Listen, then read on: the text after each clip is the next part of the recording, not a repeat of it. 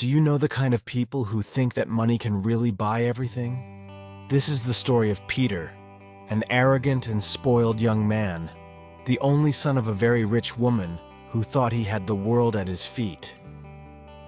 But what happens when all the luxuries you're used to suddenly vanish and you find yourself alone in a place where money has no value? Stay with us until the end, because this story will make you reflect on what really matters in life. Before we get into the heart of the story, I invite you to subscribe to our channel and click on the notification bell so you don't miss any of our inspiring and thought-provoking stories. And believe me, this is one that will leave you speechless. But now, let's get to the heart of the story. Pietro, since he was a child, grew up in a world of luxury and comfort. Every wish, every whim was fulfilled in the blink of an eye. Sports cars, designer clothes, exclusive vacations. For him, all this was the norm. His mother, a determined and successful woman, had built her fortune with the sweat of her brow. But she feared she had failed in one fundamental aspect, teaching her son the true value of life. While Pietro's friends competed over who had the most expensive object or the most exclusive accessory, he seemed to live in a sort of golden apathy. Nothing really moved him. Nothing seemed to have any real meaning. His mother saw in him a worrying lack of purpose, an emptiness that not even money could fill. So it was that the lady, with a firm and courageous decision, decided to take matters into her own hands. One night, after yet another party, she called Pietro to her. In a tone that did not allow for replies, she told him that he would go to live on their rural property, far from the city and its luxuries. Pietro, incredulous, tried to oppose, but to no avail. A few days later, he was already in the back seat of the car that was taking him to what he considered a prison. Upon arrival, the silence of the place enveloped him like a suffocating blanket. The house, simple and rustic, was surrounded by fields that seemed to never end. Pietro was furious. He refused to leave his room, spending hours on his phone, the only link left with his previous life. But soon, the weak internet connection forced him to face reality. In the days that followed, Pietro began to observe the workers on the property. Men and women who, without complaint, rose at dawn and worked until sunset. Among them was Antonio, an elderly man with a face marked by time, but with a serenity that Pietro had never seen before. Every day, Antonio greeted him with a smile and a kind word, despite the boy's obvious disinterest. But let's stop here for a moment. Have you ever found yourself in a situation where everything you took for granted was suddenly taken away? How did you react? Write it in the comments. I'm curious to know your experience. Meanwhile, Pietro began reluctantly to carry out some small tasks. At first, it was a disaster. Every task, even the simplest, seemed like an insurmountable mountain.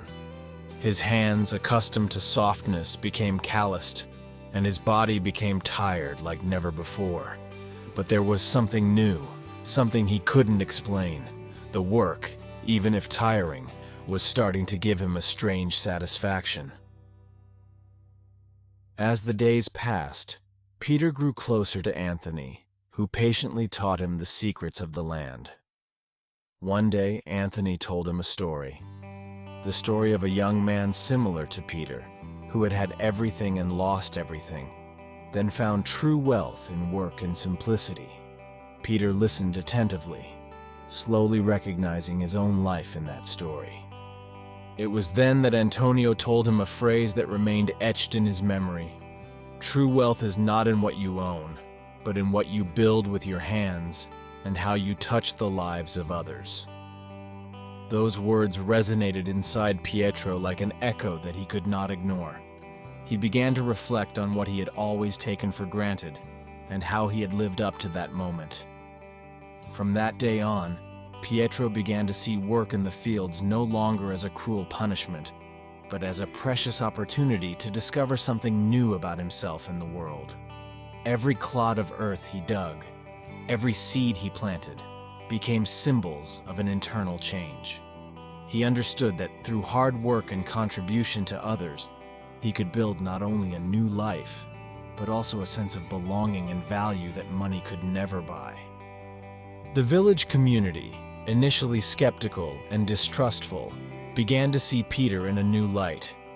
He was no longer the arrogant young man, but a boy who was learning the value of sacrifice and collaboration. It was during the Harvest Festival, an annual event celebrating the end of the season, that Pietro had an epiphany. Invited to dance by a young local girl, he realized that true happiness was not in material things, but in human connections, simplicity, and sharing. As he spun to the sound of the music, Pietro felt a deep connection with that land and those people, as if he had finally managed to discover a side of himself that he didn't know existed. If you've made it this far, please like and subscribe to the channel. Every like and subscription helps us continue telling thought-provoking and inspiring stories. And if you like what we do, consider supporting us with a super thank you. In the months that followed, Pietro not only fully integrated into the community, but began to think about how to improve everyone's life. With the help of Antonio and the residents, he set up a cooperative that would allow local products to be sold in the city markets, bringing prosperity to the village. What at first seemed like a punishment turned out to be the beginning of a new life, richer and more meaningful. When his mother returned to visit him, she found a completely different son. With tears in her eyes, she hugged him, proud of the man he had become. And Peter understood that the true legacy was not material wealth, but the positive impact he could have on the lives of others, and that this renewed bond with his mother was the most tangible proof of his change. At that moment, he also understood that true wealth was in the ability to transform himself and, through this transformation, improve the lives of those he loved. And you, have you ever thought about what you would do if you lost everything you have? Imagine having to start from scratch, without the comforts and certainties you are used to. In those moments, you discover who you really are and what really matters in life. Remember, true wealth is within you, in your courage, in your ability to adapt, and in the relationships you build. You only find it when you stop looking for it in material things and start seeing value in the experiences and people around you. Thanks for keeping us company until the end. See you in the next story.